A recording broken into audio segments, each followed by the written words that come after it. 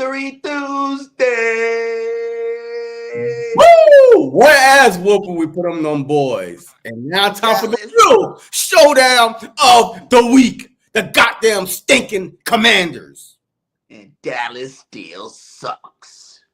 Going on, everybody, man. And welcome to the very first episode of The Truth, where not all Eagle fans agree on everything. And this is definitely the spot where this shit about to go down. Oh yeah, able, oh yeah, I'm stable, oh yeah, no label, oh yeah, you know me, I have only the best, I'm lonely, but damn, I'm going. This is why we started this, because of you. We started this. I'm tired of listening to your, fantasy that you living in right now. Always talking about everything, no one can prove it otherwise. BS!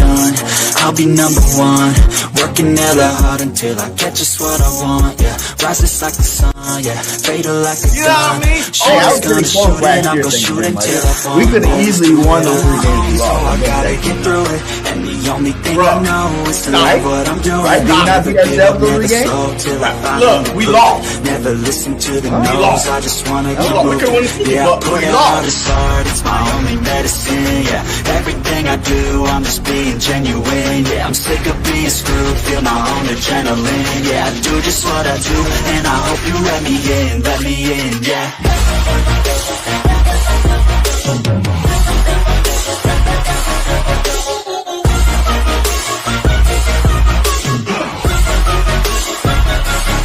I'm grateful, oh yeah, able, oh yeah, I'm stable, oh yeah, no label, oh yeah. Woo, baby. We are back, baby. Welcome to episode 46 of The Truth. I am BIRDGANG 31 with my co-host and brother from another mother, Jcsportstalk in the building. How you doing today, JC, after that ass whooping we put on them Cowgirls? Look, man, yo, that ass whooping was so bad. I didn't even know that the Eagles had 5 turnovers. Like, they turned over downs 5 times, because I think halfway through the third quarter, man, I started doing other things because I was like, man, this game is over. Yo, to have 5 turnovers, like all these fumbles and an interception, yo, this defense is something to really start getting excited about. And that's why I told you, BG, first 6-7 weeks, slow down. And now we starting to, kick up a notch. It's still a long way to go with a couple more better competition ahead. But overall, this defense is starting to click at the right time. Yeah, we definitely gonna talk about that a little bit. You know what I'm saying? Like, this defense is looking amazing. Our 2 boys right here. Where they at? Cooper, the G, Terjan, the Germ, the whatever you want to call him. Mr. Coop is locking down that nickel position, man. It's like, what the hell is going on? This guy, like, he's just as good as. I can't really say it's just as good as Q, but he's pretty damn close. You know what I'm saying? Like, the fact that you got both of these guys on your team, you should be absolutely ecstatic. You know who else is playing good back there in that secondary? Rogers Jr. He's the highest graded cornerback on our football team. Since he's been playing, he's higher graded. He got higher grades than Q and DeJean too. So we got 3 young cornerbacks that are studs right now. We have the number 1 rush defense, the number 1 scoring defense, the number 1 passing defense. We are the number 1 defense in the NFL, my guy. Yeah, and yes, and look, I love it, and I agree with everything that you just said. But I really feel like that this upcoming matchup would tell us a lot more. Division rivals, right? They also have a good top 5 rushing offense. I mean, JD, he's on fire. But look, that nickel position is on lock. R2 outside, and Slay. This is the first season that I'm okay watching Slay from the sideline and not panicking. I mean, this dude went out like the first series on defense, and I was like, look, we're good. And then he came back in. I was like, damn, he back. Like, I was like, shit, why can't you stay out some more? Yeah, my guy, say that's okay. You know what I mean? So because I feel like I'm betraying Slay, man. You know what I mean? He's been our best corner for so long that we had in decades over here in Philly, right? So now him being hurt left and right, I'm like, all right, man, just slow down, take your time. But I hate to see him back in the game because, like you said, you know what I mean, Rodgers, Q, Cooper, DeJohn, you know what I mean? These cornerbacks are young, they're fast. You know what I mean? That young and fast is everything in the NFL. That means you could stay on track and keep up with a lot of these young, fast receivers. And Slay is just not that fast anymore, man. Like, he's more technique than anything. Yes, I mean, he's still doing his thing now. Don't get me wrong. But, hey, look, when I saw him on the sideline, I was like, okay, let's come on. And then and we came back in. I was like, oh. Hey, also, I seen this tweet. But nah. Hey, I wish Vangio stopped trying to sneak Maddox on the field. We can see him. Every time he's on that field, my guy, we can see him. He is the weak link by far. Wait, so what package are we playing to have him on the field with Cooper, with Q, with Rodgers, with our safeties? Like what are we playing? Because so who's off the field? Linebacker. You have to take what? Dean or Bond? The Bond not coming off the field. Take off the field. Huh? They keep Bond on the field and take Dean off the field, and we go to the dime package. But I don't know, man. But yeah, I don't even be listening to look, every time he's on the field, I guess I'm in the kitchen making me a sandwich or something because I be missing him. It's the only time whenever people start getting open easily. Then you start to realize who was okay, 29 was guarding. Okay. I can see why he made that catch. Oh man. Yo, what's going on, Joey? What's up?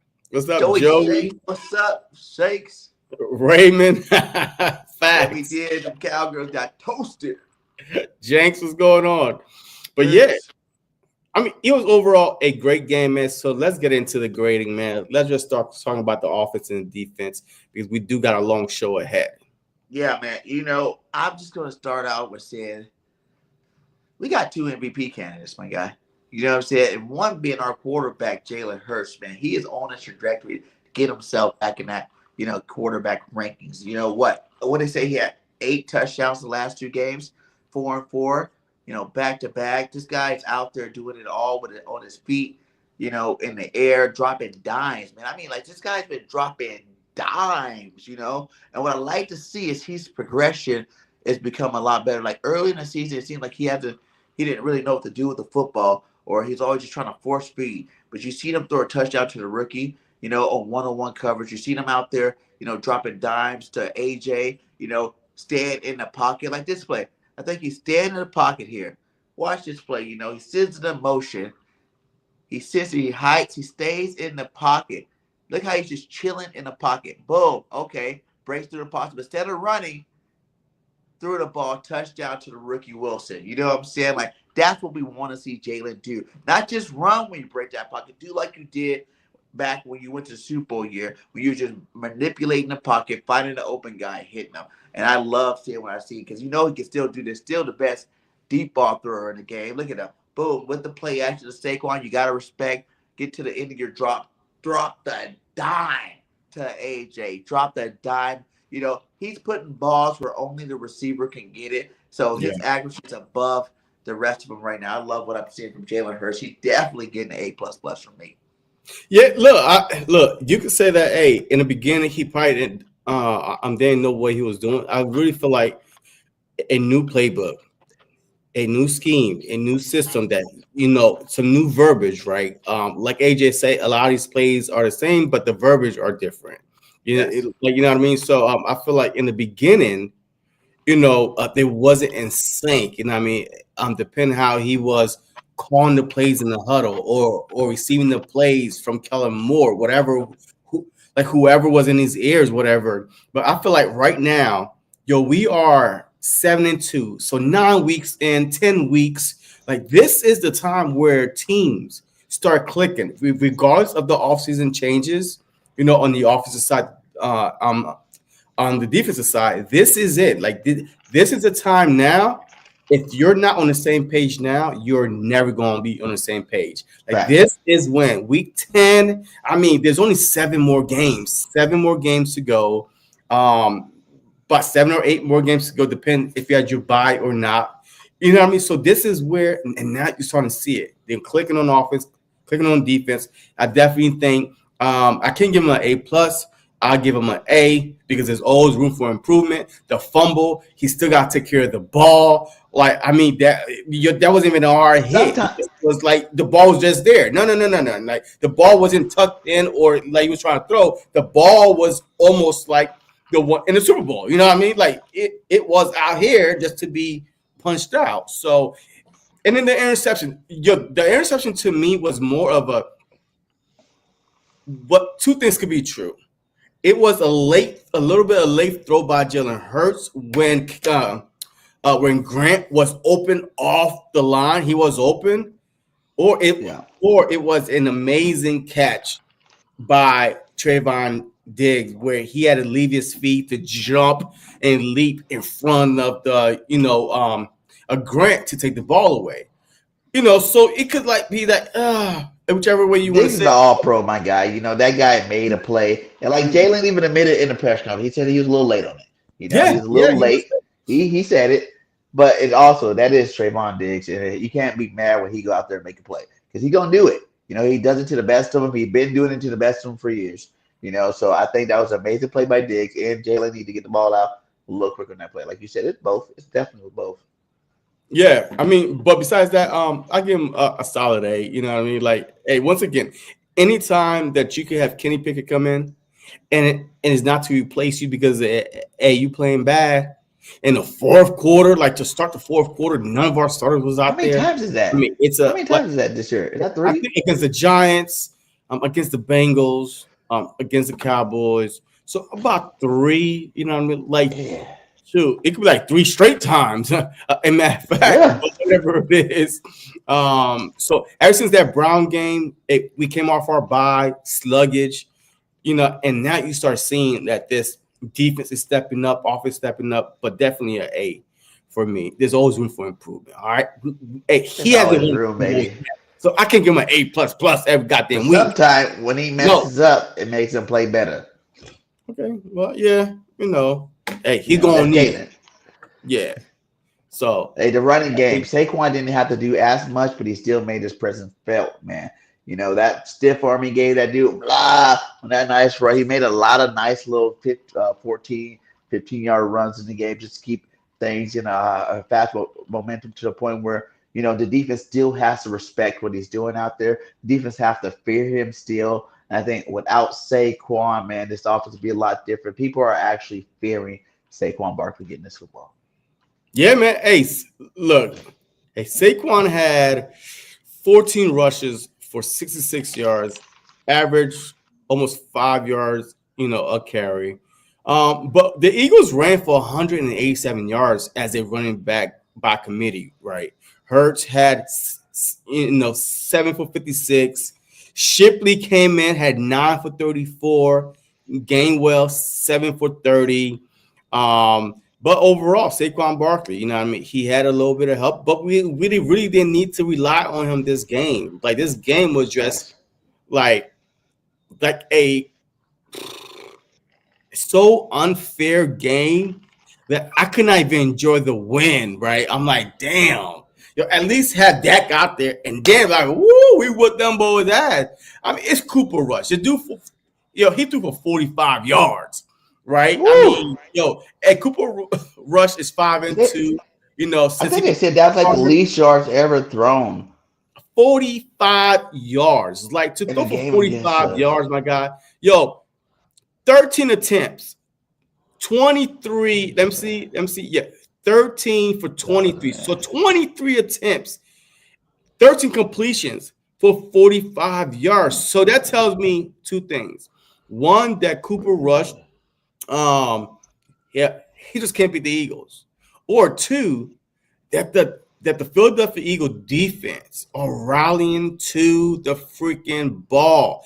every player that catches the ball, wide receiver, running back, screen, it doesn't matter. They are tackling, like they are flying. Facts. So you cannot complete 13 passes and only have 45 yards unless your defense is rallying to the ball, tackling as a whole. So definitely, man, we did not see Saquon this past Sunday because we were saving him for a short week. You know what? This was a perfect game for the Philadelphia Eagles on a short week. A lot of players was resting in the beginning of the fourth quarter. So definitely, man, hey, Saquon Barkley get an A for effort for me. Yo, like A for effort, baby. Because he showed up, and that's all was needed. He showed up because we didn't really need him.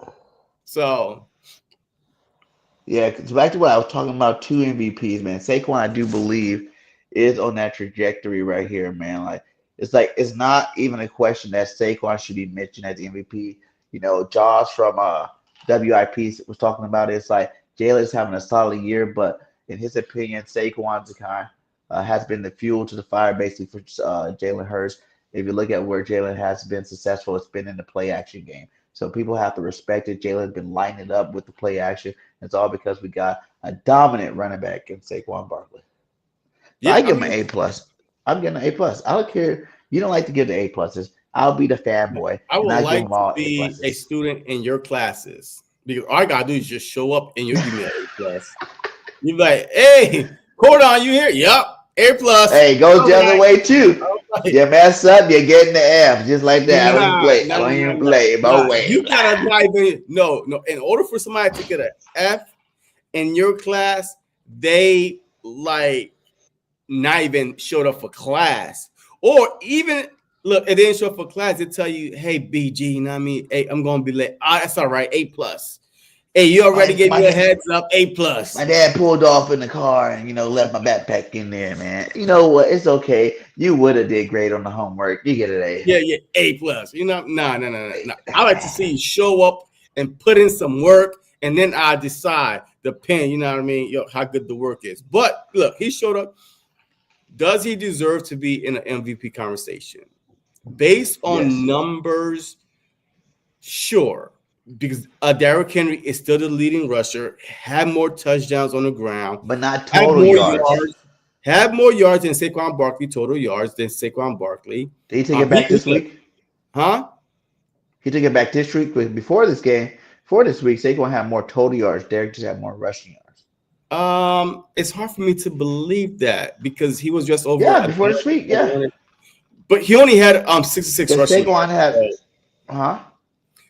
let me see. Barkley this game has 66 rushing, and Barkley was up like 12 yards receiving, 100-something yards in terms of like total yards. When this past week, before this week started, yes, Henry had more rushing yards and brought more rushing touchdowns, but Barkley had more overall yards, all-purpose yards. Yeah, I don't know about that. I'm not sure, but I'll check on it. You know what I mean? Because I like to see for myself. But I still think that if Christian McCaffrey did not win the MVP last year as a running back, man, this dude had over 2,000 all-purpose yards, and he still did not win the MVP. 15, 16, 17 touchdowns total, still didn't win the MVP. Yes, the MVP to me right now, this moment is if you take Saquon off the Philadelphia Eagles, where we'll be as successful as we are right now? The question is no, because it depends what other back we had. Right. Huh? It depends what other back we had. There's a couple other backs. I'm just talking about Saquon himself. I'm trying to make a case. Okay, so I don't care about no other backs, but so vice versa. So can you make a case for Jalen Hurts? If you put Kenny Pickett in, will this team be where we at without Hurts? No. So that's why now you have 2 MVP candidates, because without one or the other, this team is not going to be as successful. Because we saw Saquon with the Giants, right? You know what I mean? With decent wide receivers, but still, like, they was clogging up the line of scrimmage. So now you see him where with good wide receivers, but they still try to stop him, which try to make Jalen Hurts successful, and vice versa. You never seen Saquon with a quarterback and offensive line like the Philadelphia Eagles either. So, I mean, you can make a case why both guys deserve to be MVP candidates. Will they win? I don't know. I think Saquon probably will win by the end of the season. We still Hey, got a you long better. season left. Hey, you better hope he wins. I think Saquon will win. And you better pray to God. But it's the purpose of this. Like I said, Mm-hmm. if you think about this team, man, he completed the trifecta. You know what I'm saying? Like now we have too much star power. There's never too much. I'm just saying, like if you look at some of the top teams in the league, they don't have it like we do. An elite quarterback, 2 elite receivers, and an elite running back. You know what I'm saying? Usually a team is missing something. This is the truth, Daniel. You know what I'm saying? We don't have Victory Mondays. We have Victory Tuesdays over here. Yeah. So we like to recap and then talk about the next game. Thank you, though. Hit that like, brother. But like I said, he completes the trifecta.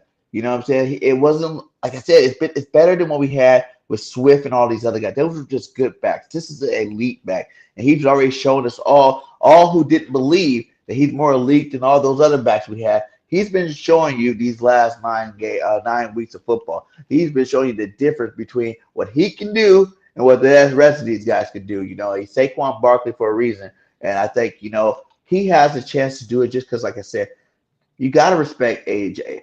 You're going to have to respect Devontae. As soon as you get a bomb to AJ, if you don't back up, you're an idiot as a defensive coordinator, because he will do it to you all game long. He's that guy. And then obviously you see with AJ out, Devontae can do it to you all game long if you let him do it to you. Now So Goddard is back now. And now Goddard's back. Calcaterra played good when Goddard was out. Now you got 2 tight ends to worry about. They can go catch the ball. Hell, now the rookie, starting to see some more. Wilson. Who's 6'8". He's starting to get more playing time. He's going to be on the field a lot more. Not saying he's a superstar. He's still a rookie, but his height and size makes him a great target in that red zone area, meaning like he can catch some balls that most receivers won't be able to catch. We've heard about him all, preseason long. We're waiting for him to do something this year. It took him a minute. Hey, Jahan Dotson made a nice catch down the sideline too this game. Jalen 1-on-1 against the rookie. Jahan Dotson went down there and made a nice little grab there. And I'm pretty positive Jahan's going to be pumped up this game too. We're going to talk about it earlier, but the next game where he had to go against his exes. So, like I said, like this team is just stacked with talent. Gainwell has to. I was one of the ones get Gainwell out of it. He's actually doing pretty good when he gets the ball in his hand this year. Gainwell's making his mark, having his nice splash plays here and there, 15 yards here, 15 yards there, 10 yards here, 10 yards there. So Gainwell's even playing good. I seen try to get Tripley in the game a little bit more. Hopefully he can pick up as the season progresses. We're going to need the running game heavy. When it starts getting a little bit colder out there. But like I said, I think Saquon's going to win the MVP. These guys all got paid big time money to make big time plays. I think at the end of the day, we changed our offense to a run first offense. Still 20 carries out there. We're starting to understand that you need to run the ball to set up the pass, which I don't know why it took them so long to understand, but they finally understand it. And I think it's going to make our team even better and more hard to stop moving forward. Yeah. I mean, the whole ship to getting in is only going to be in a blowout. I mean, I don't think we're using 3 running backs. It's just going to be Gainwell, Barkley, Hurts is still running the ball. So, I mean, but yeah, it sounds good. You know what I mean? But we're just going to keep it simple with the Barkley, Gainwell, Shipley, Wilson, great stories. But I think with Wilson is red zone package, like 3-4 red zone package for Wilson, Goddard, you know what I mean? Like in that red zone, boom, it's unstoppable, just like you saw this past week. Because his big body size was 6'8", you know what I mean? That's a big target. But I mean, look, overall, A for Barkley, the receiving core, like this past game, just going off this past game is an A. There's nothing special. What about this? Our offensive line, baby, they did another great game. They were out there moving people, manhandling people all game long. Parsons got his plays in. I'm not gonna lie, I see some Parsons plays. I did 5 sacks though, bro. 5 sacks. They gave up 5 sacks. Look, I don't care if that's on Hurts or not. 5 sacks for 46 yards compared to we sacking Cooper Rush one time. Yeah, that To is me, bad. that's a B minus. You know what I mean? Like almost like a C. 5 sacks, man. Against, Ooh. yeah. I mean, like, who did they have besides Micah Parsons, though? I mean, But your Michael's deep, first game back at home, you know he's yeah, gonna be disruptive. yeah. But giving up 5 sacks, man. Like Hurts is getting sacked 4 or 5 times every game. Some of those time it was Hurts' fault too. Yeah, yeah. You know what I I'm mean, saying? Like true. he in the beginning of that game, he was at the real tentative with the ball. You know what I'm Yeah, saying? Like, oh, look at me. He didn't even want to really run. He's like, he was scared. Oh, I'm just gonna go down. Like, what the hell? I really thought it was gonna be one of them bad hurt games in the beginning of the game. I did. I thought, like, man, what the hell are you doing, Hurst? Like, come on, guy, a little bit more aggression, please. Don't be playing yeah, patty cake with these cowgirls like that. But then he loosened up. He went out there and started running the ball really nice, and then he got his yards in. So, but yeah, I get it what you're saying. 5 sacks is definitely too many. You don't want your quarterback getting hit that many times. Hurts, it's on Hurts. Whether 2 of them was on Hurts, you still got 3 of them that were on the offensive line for sure. And that just can't be happening. But luckily, we got this guy coming back. Bo Jordan Mailata, yeah, the man. best, tackle before he got hurt. He's like the best tackle in the league this year, playing like at the highest level. So we opened up that practice window. They said he can play as early as this next Thursday. I'm looking forward for him to come back. Not saying Fred Johnson didn't do that great, because I will say Fred did good for his time playing. Yeah, You know what I'm saying? Like he held his own. He wasn't no All Pro. He wasn't no Pro Bowler like a Mailata, but he was definitely holding his own on that end there. So yeah, I get the offensive line some love there for sure. yeah. I mean, I definitely don't see him playing this Thursday. I mean, it's a short week, right? I mean, while rushing back, yes, you opened his practice window yesterday, but at the same time, man, it's a hamstring injury. So the Eagles been good with hamstring injuries this season. With Goddard, Yeah, with AJ. So yes, AJ. you open his practice window, but Johnson, he's playing.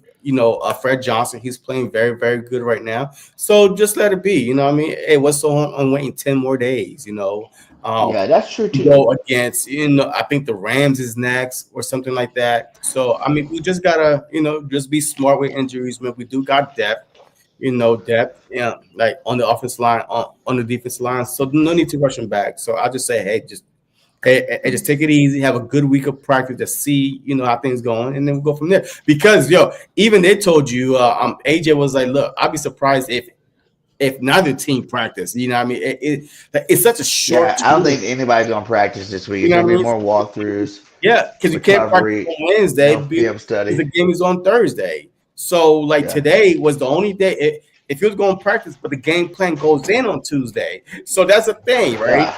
So it's just like, hey.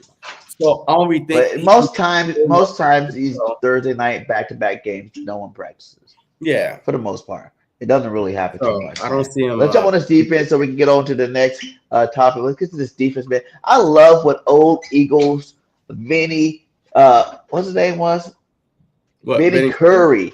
Vinny Curry on Inside the Birds had to say about this. Listen to Vinny. See, maybe this is a defensive football team. This defense is playing lights out. Yep.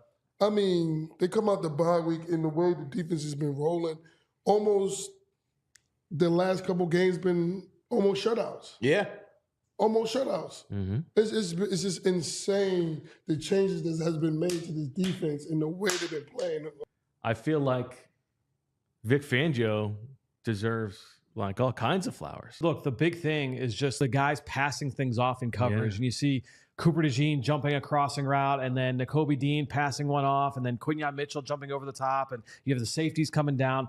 They're all working so well in unison. The way that this defense is succeeding is so different than the way that the Eagles have been built for so long under Howie Roseman. It has always been defensive line, defensive line, defensive line. We're going to put together the best group of pass rushers possible, and the back end will figure itself out. The defensive line has been good, but they don't have a star on the edge right now, right? Josh Sweat has been solid. Nolan Smith is ascending a little bit. Brandon Graham has been overperforming all expectations, but there's no Hassan Reddick type on this team. They are right now one of the better defenses in the league because of the back seven and because of the communication. It's very interesting that Howie Roseman has sort of handed the keys over to Vic Fangio, and it's working. Yeah. I mean, look, I can't disagree more. Hey, congrats to Vinny Curry, man. He he will be the Philadelphia Eagles will be like no, he'll be retiring as a Philadelphia Eagle Thursday night, and he will be an honorary captain at the game Really? Thursday night. Yes, so I that's thought he was being retired. timing, right? It's kind of good timing for him, and then boom, he is yeah, retiring as a Philadelphia Eagle. But they are correct. Like our front is more of a run stuff in front. That's why we have such a good run defense. Right. But the back end of it, right? Chauncey Gardner has not even been like the dominant Chauncey Gardner he was, right? Like what, one interception this season? That's all he got, right? So it's just one of them things where it's a group effort. Now it's becoming no fly zone right now. Instead of Sackville, it become a no fly zone. Right? Ain't nobody scoring touchdowns over the Philadelphia Eagles, on these DBs. And because they're young, they're fast. Exactly what I said. You know what I mean? Speed, and the longer they play together, the continuity. Hey, silence is everything. Look, boom, the player is running. I got him. Just go back to your. And that's why they are unable to get, they are clicking right now. So, congrats to him. Go do that. Go do that for sure. Salute to you. But yeah, I agree fully. And it is something that we never see. Like he said, Howie Roseman is always stacking the box for the defensive lineman to be great. You know what I'm saying? The Hassan Reddick's out there. You know what I'm saying? Looking for somebody that's, coming off the end. Our defensive line is what leads this defense, and I like this transformation. You got young secondary guys. These guys are young as hell. Hey, Coops, rookie. You got Quinn, rookie. You got Rogers, who's 25 years old. You know what I'm saying? So a young buck like that. I think Blankenship's only been in the league for 2-3 years. You know what I'm saying? So these are all young cats, and they're starting to gel together now early. Imagine what these cats will look like years to come on. You know what I'm saying? Keep playing with each other in the same system. Because I don't think Vangio's going anywhere. I think he's going to be here for a while until he retires. And, this is his hometown. And I think he ain't trying to go nowhere. So if you imagine he gets to develop these guys for even the rest of the season, by the time playoffs come, you know what I'm saying, these guys will be that much better together, playing with guys like CJ DJ, who's starting to ball out. I think he was he was a higher rated DB this week in football. You know what I'm saying? So, the sky's the limit for this DB room. And I think it's a good thing because we haven't had that since the days of Troy Vincent, Bobby Taylor, Lito Shelper, Sheldon Brown. It's been a long time since we had lockdown quarters that were help leading the way for this defense. Yeah, and yes, Trewa is right, man. Look, our whole defense is pretty much young guns out there. You know what I mean? Like with Chauncey Gardner probably being maybe the oldest vet out there. But besides that, man, look, there's a lot of guys that's young, and you're correct. Vic ain't going nowhere. He said, hey, this might be his last coaching gig. He wants to be closer to home. You know what I mean? His wife, everybody is in, PA. So he's not going anywhere. So there's no threat of him leaving to get no head coaching job because, look, he already been there, done that. He's too old for that. So I think that this is his job as long as he wants. He could be the next Jim Johnson, right? You know what I mean? Like, just start being aggressive. You know what I mean? Just getting all your guys into place and the consistency year in and year out. And now these guys could look. The sky is the limit. Even Jordan Davis, man. Like a lot of y'all like to hate on Jordan Davis. I don't think that we will be a good run stopping defense without his big body. Him taking 2-3 people on in the middle, and everybody else is eating. He's like a Fletcher Cox, but not yet getting the sacks. But guess what? He would get there. He would get there. Carter would take a while too to get sacks too. But yeah, so look, overall, man, young defense. I have no complaints. I need more picks. When the opportunity arise, I need more picks. I need y'all to be some ball hogs too, man. All right. Yes, y'all upgrading fumbles, but I need some ball hogs. Look, intercept that ball, take one to the house, and be dominant. And right now, we are a good defense, but not a great defense. In my eye test, especially when more teams with Puka's, with Cooper Kupp, Puka is up. You know what I mean? They're coming. Scary Terry, he really don't have no help. but the Ravens, right? Should they gonna come? So I mean, we are gonna face some teams. There are good quarterback, good talent around on the offensive side. We just need to be focused and get better every single game and improve. Yeah, these guys, like you said, the talent level, but it goes back to what I say. These cornerbacks are going against the best receivers in football every single day. The best receivers. You want your big physical receiver, you're going against AJ Brown. You want to work on the shifty type receivers, that run perfect routes. You go against Devontae Smith. Devontae's one of the best in the game at running routes. AJ is one of the most powerful receivers in the game. You got both on your team that you get to practice with every single day. You know what I'm saying? They get to give you tips, help you out every single day. That's what's make Quignon so good. That's what makes DeJean and these guys so good. Yeah. DeJean, do you not know neither one of these two rookies, let me repeat the word rookies, have had a touchdown scored in their head yet. Neither one of them. We are in week, 10? And Quignon been playing since week 1? Mm-hmm. And he has not given up a touchdown. Not one. Yeah, they barely give up 50 yards. If they've even given up 50 yards to receivers. These guys are locked down rookie year because they have all offseason training with the best. You know what I'm saying? Training with them. And he even gives them love like that. And I believe it now. At first I'm like, yeah, then you might be training with the best, but you still from Toledo, my God. You're probably going to get burned once or twice. Calm yourself down. But no, this cat is out there balling. Both of these guys, 5-0 since DeJean went over there into the slot too.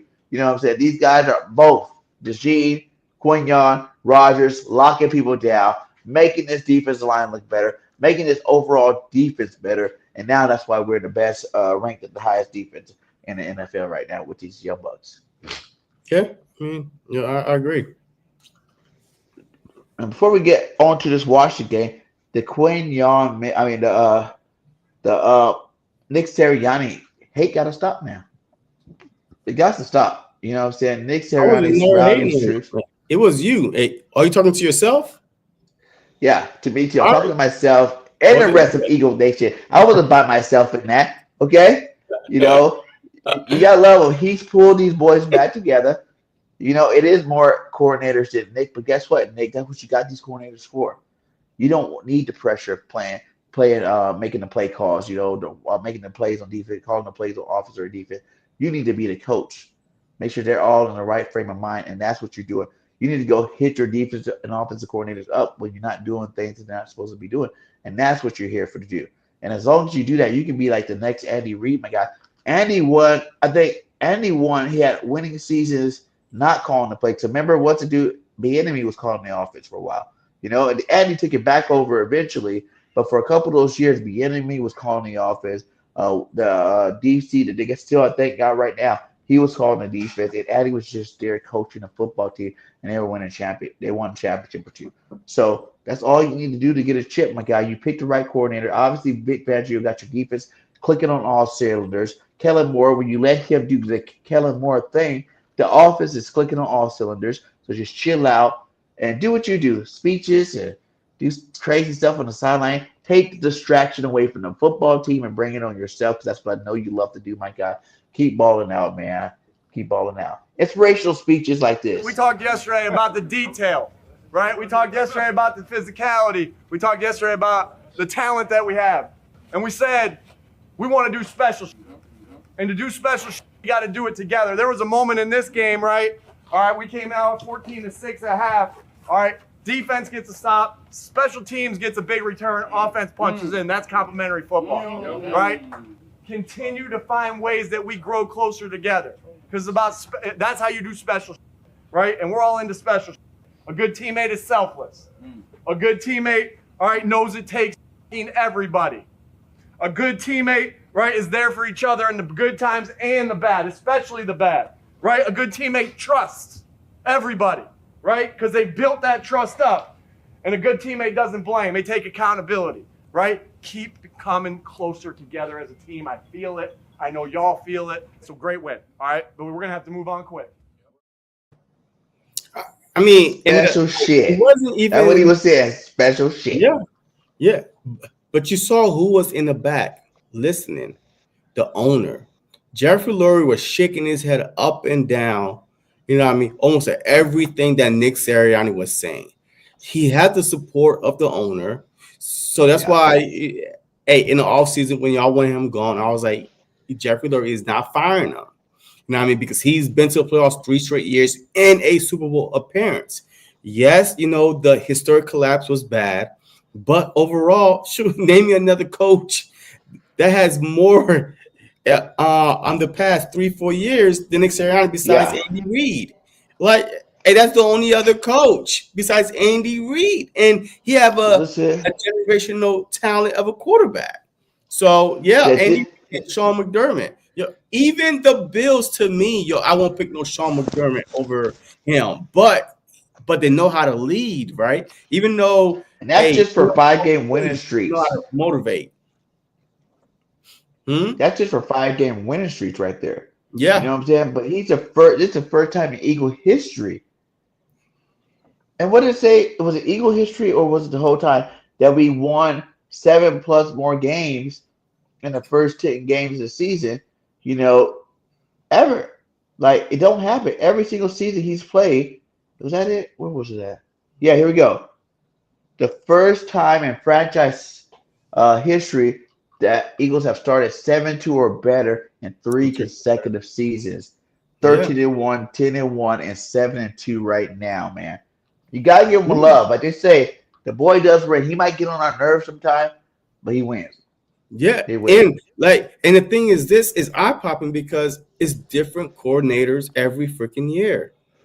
Like, you know what I mean? So all 3 years was different coordinators, like both offense and defense.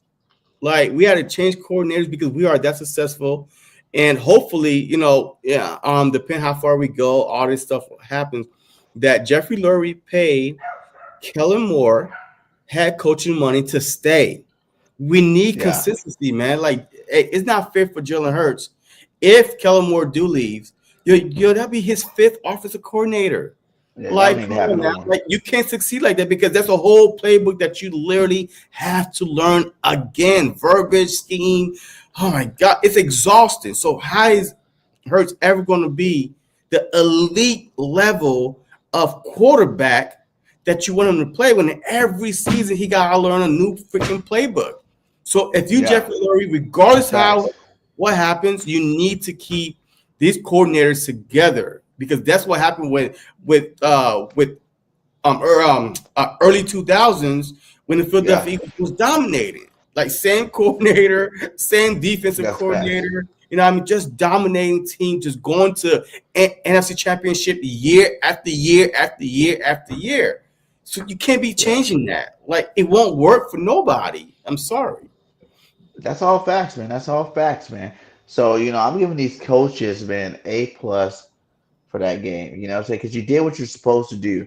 You seen a team that was weak, battered, beaten up, and you destroyed them. And not only that, it wasn't just a normal team. It was a division rival that we hate the most, the Cowgirls. Okay? I don't care if you would have did it against, you know, Jacksonville or something like that. I care that you did it against the Cowgirls. Maybe that's what made it so much sweeter, man. So much sweeter. And it felt good because I told you I went to Rocky Mountain, you know, that Eagles bar, and it was litty like a kitty up in there. I never see. It felt like I was in Philadelphia, my God. The scene was amazing. Shout out to anybody that's live in Atlanta or by Atlanta. You definitely got to go check it out.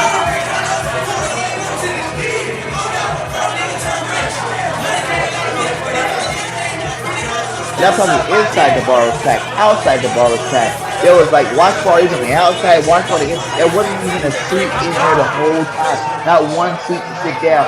A lot of people that you see standing up were standing up the whole damn game. Nothing but Eagles fans. It was amazing, man. It was an amazing time. I'm definitely going to be back in Atlanta to Rocky Mountain Pizza Co. That was awesome, man. I felt like I was in Philly for a second. You had nothing but, I didn't know Atlanta rep Philly like that. And I heard that's not the only Philly bar they have. They have a whole nother one that's there that they get lit. But that was the best one, they say. And that was lit like a Christmas tree for sure. Okay. Well, let's go because guess what? Now with that win, the Eagles are what? The Eagles are number 1, baby. Number 1 in the division. And now it looks like what I said. The Eagles going to be number 1. I said the Commanders going to be number 2 if that Daniels cat was going to be legit. And guess what? That Daniels cat is legit. We're going to definitely talk about it. The Cowgirls number 3 and the New York little girls, they're at the bottom of the pool. So I don't think either one of those two at the bottom ever going to come back from what's happened to them, especially now that Dak's out and they don't have Saquon in New York. And obviously, you see what happens when you give away the best player in your team. Okay, Yeah. You thought Daniel Jones was going to make you some superstar team, and you're going get out of here. You gave away the best player of your team. That's what you deserve. 2-8, my guy. You're not going to win because you're not scared. Nobody with a running back named Tracy. Okay, period. And the Cowgirls, you're done. Dak's done. That was really your only chance to win games in the regular season. Was Dak. Yeah. And Dak's done. You seen what Lance looked like. Trey Lance looked like he should never even played football in life. You know what I'm saying? Cooper Rupp, I think Cooper Kupp could probably win you a game or two because he's done it before. Rush. You know what I'm saying? He's done it before. He could probably win you a game or two. Yeah, this was just a bad match. I think that they will be against us. But I think that the Cowboys they're not going to finish no 4-13 or no. They're going to win about 6 to 7 games. I really think they could get about 3-4 wins out of Cooper Rush. Without Dak, Dak's done. Yeah. No, that's not true because they do got to play the Giants again. So the Giants. A split now with the Giants because at least the Giants got neighbors and Daniel Jones not to throw the ball to neighbors. Yeah, but they're going to get a defensive line pass rush. But I still think they will get about 6-7 wins. I mean, even all right, let's just say that the last game of the season, we are sitting everybody. I mean, so I think Pickett and Gainwell can beat them. But that's good for us because that means they're not going to be picking in top 5 or top 3. That they will be 14, 15, and whatever. And you ain't gonna get no quarterback or wide receiver. I said it last week. They're tanking for the Sanders. Both Sanders as Deion Sanders as their head coach and Shanoir Sanders. Cause I don't think he's gonna get picked number 1 overall. He ain't that great. But guess what? Picked him around 10. Pick him around 15. Now you got the range for a top flight quarterback. I think they're gonna get. He's gonna go top 10. New York is a big market. If what anything, New York team? Huh? What New York team gonna get him? Oh, the Giants. No, I think they paid Daniel. They got faith in Daniel Jones, my guy. No, they don't. Daniel keeps throwing the ball to neighbors the way he throws the ball to neighbors. He might not be that great of a quarterback. I looked at some stats with Daniel Jones. Neighbors is playing. He throws the ball. The neighbors really good. You just need a running back over there. No. They're gonna pick a running back the first pick of the draft next year. Look, mark my word, it's over for Daniel Jones. Okay, it's over. It's over for him. Like if this was his season, it's over for him. They got him neighbors. Daniel Jones is not going to get better in year 6. All right, like year 6 and 7. I mean, it's you can't over. say that. Yeah, no. You can't say that. Yeah, Barkley. Geno Smith. Can I say Geno Smith? Okay, I mean, it's. Can I say Geno Smith? Daniel Jones. Kurt Warner. It's over for Daniel Jones, man. I mean, look, I could bet you whatever you want to bet on this. I'm telling you right now, Daniel Jones. I don't feel like New York's a team now. I think they would get a running back before they go get a Shanoir Sanders. I mean, or you could just. He's not even ranked the best. He's pretty good back there, though. Like he's a rookie too. He's pretty good. Tracy, the running back. Yeah, he's pretty good. And he's Saquon Barkley. Oh, okay, but I mean, there's only one Saquon and Derrick Henry, so okay, get over it. But there's other. There's a lot of good running backs in the league. A lot of high in the league. Draft pick that wasn't no running first backs round in the league. pick. I mean, you could get you a nice piece, 2nd or 3rd round running back, but to get the chance of maybe bringing Deion with his son to New York, one of the biggest market there is now in the NFL, New York and LA, right? One of the what though? Market there is. I mean, why not? You know what though? You already heard Deion say he lists his 5 teams that his kid's gonna play at. or Travis is going to play out. He did that on purpose because he knew he's going to be the head coach of the Cowgirls. But what was the 5 teams? It was the Eagles, the Cowboys, the Ravens, and then I think he said like the Chiefs and Pittsburgh or something like that. Like it was like only those teams he wanted his players. Only those 2 players are only going to play for those 5 teams. Well, he definitely did list no damn Giants was not on the list. Yeah, but look, that's not happening. All right, I mean, that's what do you mean it's not happening? It's looking pretty clear. Did you not see? Okay, New York got 1 less game than the Cowboys. The Cowboys lose out. New York win a game. They can get a higher draft pick than the problem is this. They already don't have their quarterback for the rest of the year. Yeah, but when it comes to drafting, you're not going to hold no NFL team hostage. You're not. Yeah, you are. No, they do it all the time. Wait, when was the last time that happened? Eli Manning. How long ago was that? 15 years ago? Yes. Recently, who else just did it? Someone else just did it too. Said he didn't want to play for nobody else that did it since Eli Manning. I can't think of it right now, but it's happened. It is what it is. All right, let's talk about this upcoming game, man. Like we're talking some hypothetical. Look, that's what we're talking about. This upcoming game. How I was right about the Eagles being the best in the division and Washington being number 2 because that guy, what's his name? Jaden Daniels balling out there. Jalen Daniels a beast, man. Let's start out with the quarterback. That fool's a beast, man. He reminds me. I can't even say it. Who was it? It was Jaws that said, what did Jaws say here? Jaws said, Jaden Daniels the best rookie he's ever seen, and he's seen a lot of damn rookies. You know what I'm saying? Like he's saying the best rookies ever seen. What do you feel about what Jaws said about Jaden Daniels? Well, I would have to say that we are prisoner of the moment type of people because I heard the exact same thing with CJ Stroud last year. CJ Stroud is one of the best rookies. Actually beat Bengals like when they were decent. In the playoffs, he won a playoff game in the AFC. This dude was rookie of the year, NFL Offensive Rookie of the Year. Like some people was put him in an MVP conversation. Like he probably could have won it. Like, you know what I mean? But the problem is and now this year, sophomore slump is going on a little bit with some injuries and stuff like that. But he's not. CJ Stroud is still great. What are you talking about? He's not playing like he did last year.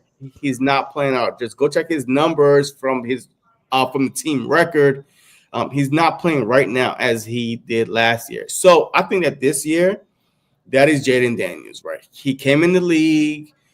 He's taking the league by storm right now. But even though the league have seen a lot of rushing quarterback, but the problem is with Jalen Daniels, which I told you was better than Caleb Williams. I told you that because you are so biased. He's not better than Caleb. He's just on a better team. No. That team is way better than the Bears. The Bears are hot garbage. Jaden Daniels. Caleb got screwed. Come on. Okay, whatever you want to say. Let me tell you the facts and get out your feelings. Jaden Daniels' intangibles were better. He went to a harder conference. He was successful in a harder conference in LSU, SEC. I mean, this dude, you used to play professional level type of ball, not like the USC, the Pac. Are you trying to really say that right now? No, I'm talking about the defense. When I would tell you the same thing about Mr. Quinyon Mitchell, and now you're like, oh, schools don't matter. Now you're trying to use schools as reason why? Okay. Go ahead. Where's the truth at with you, Jalen? JC, where's the truth at? All right. First second you said the schools don't matter. Now you're saying the school matters. Get into this game more, but I'm talking about the level of players that come out the SEC, the defense-wise that he went against. When we draft somebody from SEC, oh my God, they're dogs, right? They are ready mentally, physically, like prepared to be in the NFL. Compared to USC, had no defense, so all his numbers was more inflated because he was. He had to put up big numbers because the defense was trash. Zero defense. The Pac-12. He's not in the Big 12. He's in the Big 10. They moved to conference. When not last year, a USC. Yeah. Caleb Williams did not play no Big 10 last year. They're in a different division now. They are, and he's not there now. So shut up. That's what I'm talking about. Them non-defense players, and he over here crying. Look, I watched a lot of Jalen Daniels, and I told you that he was going to be the better player. Let's talk about this though. He was on. Let's talk about this though. Who does Jalen Daniels have compared to Caleb? On offense, you got Scary Terry, right? What? You got Noah Brown. You got Curtis Samuels. Who? Oh, he's not there no more. You got two awesome running backs. Brian Robinson, when he's in the game. Yo, you got Brian Robinson, Eckler from San Diego. You got a better Zach Ertz, right? One of the best tight ends of all time. You know what I'm saying? Going down in the Hall of Fame, Zach Ertz, to throw him the ball to. You upgrade your offensive line. You got Eric Bieniemy, Super Bowl championship play caller, calling plays for you. Who? Dan Quinn. Wait, Eric Bieniemy is in college, bro. I mean, not Eric Bieniemy. What's his name? What's his name? I did. He left. What's his name? Cliff Kingsbury. Yeah, one of the most electric offense quarters ever. Anything. Dan Quinn is the head coach, right? Hard-nosed, tough. You know, he made Dallas defense good. You know what I'm saying? Like, you know, you got a lot riding for him. You got a lot going for him right now. That's all I'm saying. Before this season started, everybody was saying that Caleb Williams is going into the best situation any young quarterback ever went into, right? Yo, he had Keenan Allen over there. Yo, they drafted that top, that a receiver, Azudine, whatever his name is. Man, they got they have that dude they paid money to, that wide receiver before Keenan Allen got there. Shoot, what's his name? DJ Moore. Yeah, DJ Moore. Swift is there. I mean, Komet was hot garbage. You obviously see what happens when you take Swift away from our offensive line like we have. He is suspect again. He's been balling. Swift ain't doing jack shit. I bet you he has over 600 yards rushing. Really? Yeah. 600? No. We in week 9, week 10. Exactly. That's whack. The good running backs are over 1,000 already. Been over 1,000. One running back. One. Who? I say one. I can name more than one. No, Derrick Henry, Saquon Barkley. No, Russian. Man, I'm talking about Russian. Yeah, I'm talking about Russian. Jason Mason. No. What's the dude name from the Niners? The dude from the Niners ball out. Etienne from the Miami Dolphins. They're not over 1,000 at all. Not even close. They close to it. Close to it. No, they're about 700, 800. They're better than.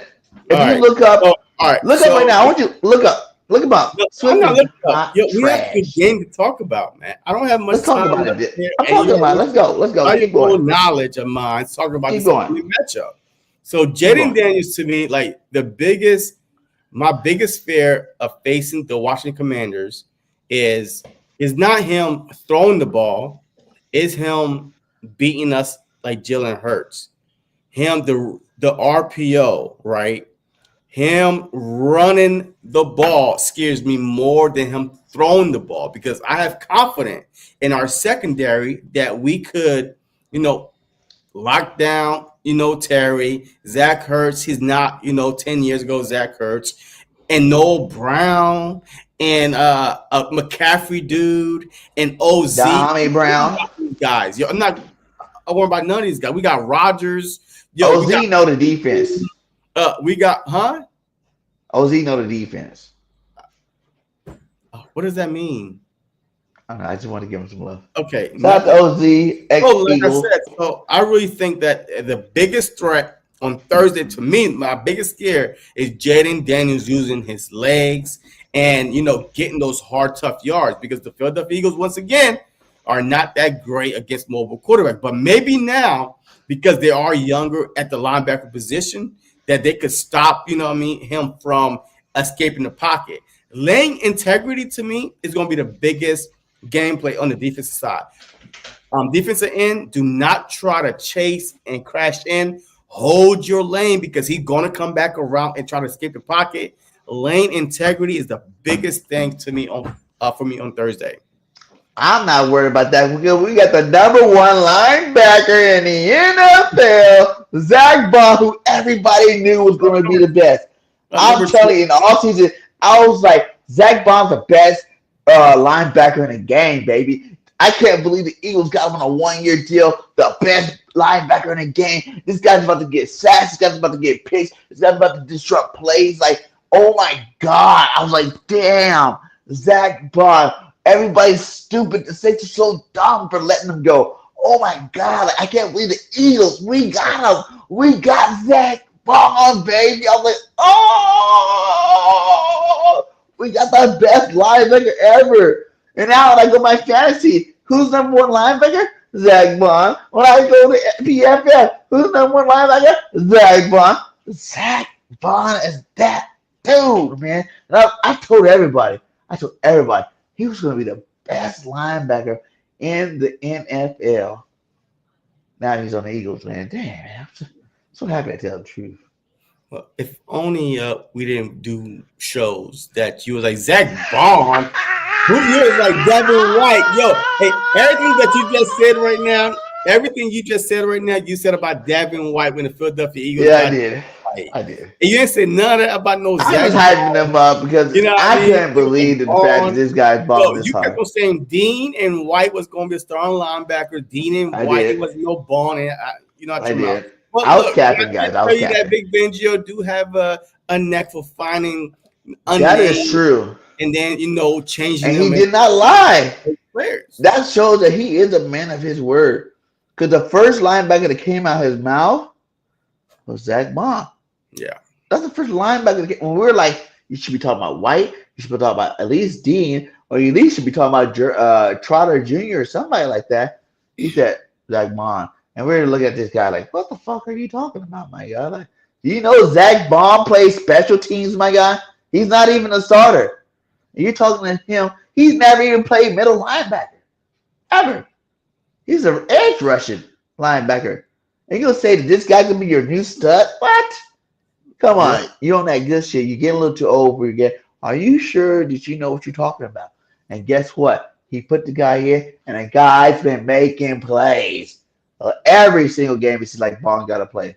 That play with him and CJG hit the ball, fumble, boom, into the back of the end zone, man. What?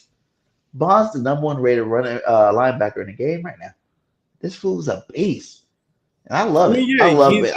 He's doing amazing. He's actually doing amazing. He's playing great. And yes, him and Dean together are the perfect duo right now for the Philadelphia Eagles. And I can't wait to see, how much better that they could get as a whole. You know what I mean?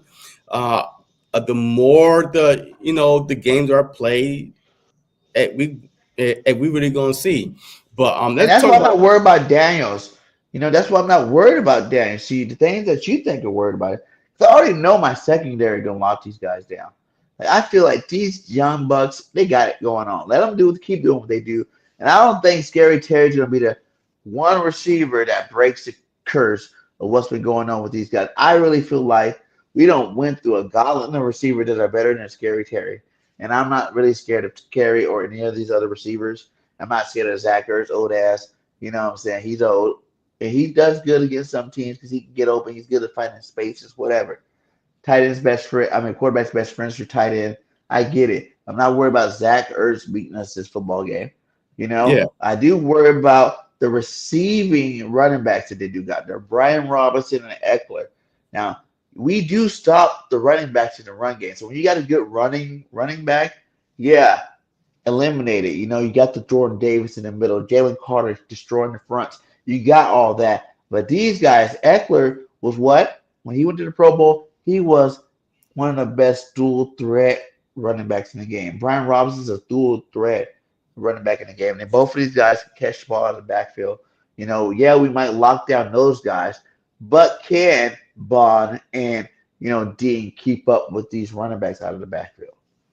Yeah, I mean, hey, look, the Washington Commanders right now, they are number 4 offense in the league.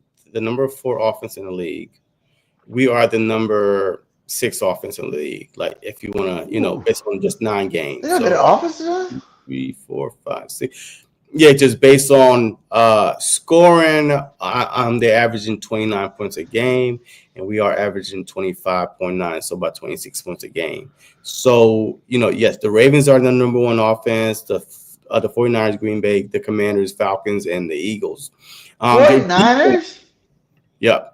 And their defense-wise, right? But their defense, because the Philadelphia Eagles are the number 2 overall defense, just based on 9 games, allowing 17. 49ers suck this year. A 17.9 games, a point a game that we're allowing. So we're the number 2 defense overall. If you look at, all across the board, and the Commanders are 1, 2, 3, 4, 5, 6, 7, 8, 9, 10, 12, 13, 14. So there are about a top 14 defense. So yes, I mean, they could be run on, pass on, like they're, middle of the pack defense. All right. So we could put up points and stop them from putting up points. That's basically how the game is won. But we are a good run stopping defense, good pass stopping defense. You know what I mean? Yes.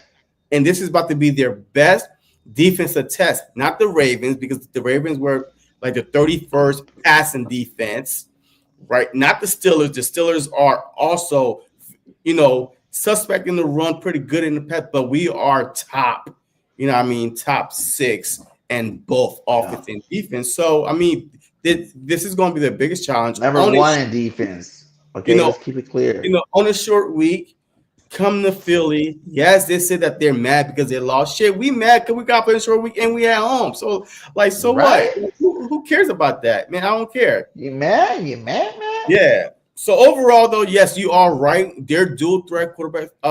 They're dual threat running backs. Yes, we face some running 2 backs. of them. Kamara, not just 1. But Kamara had to do everything, right? Yeah. But they have 2.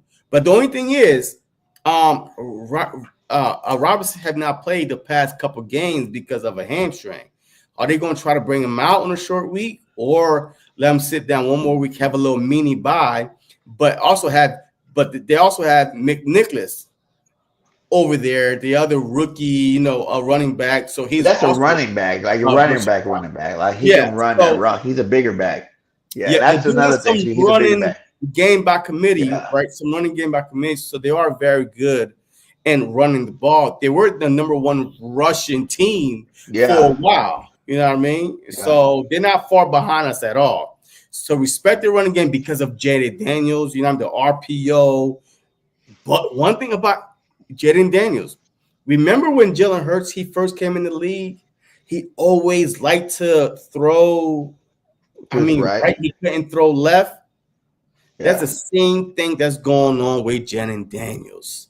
Like when he start rolling out to the right, he do not throw left. He throws right only.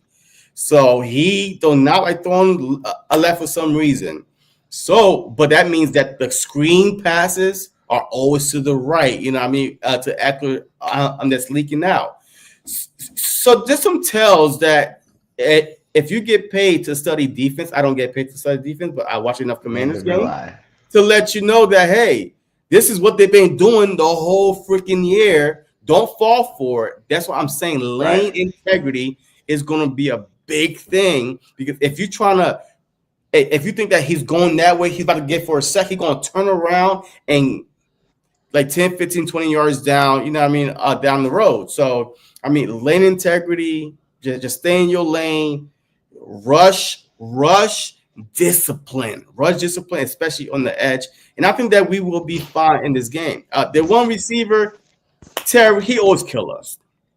I don't think he's going to this year. This dude's putting over 100 yards every time he faces a Philadelphia Eagles. Every time he normally does. But I think my boy Quinyon Mitchell, that I'm a Q fan, okay? That I'm a Q fan.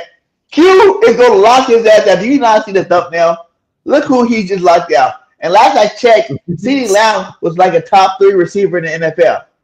Yeah, okay? But he wasn't covering CeeDee Lamb the whole game. A lot of the game. No, because that touchdown. And when CeeDee was in the slot, guess who was covering him? Coop. Look, that one. He didn't score a touchdown. Wait. They should have touchdown, but the sun was in his eyes. Tell me why Chauncey Gardner was chasing CeeDee. Why is that?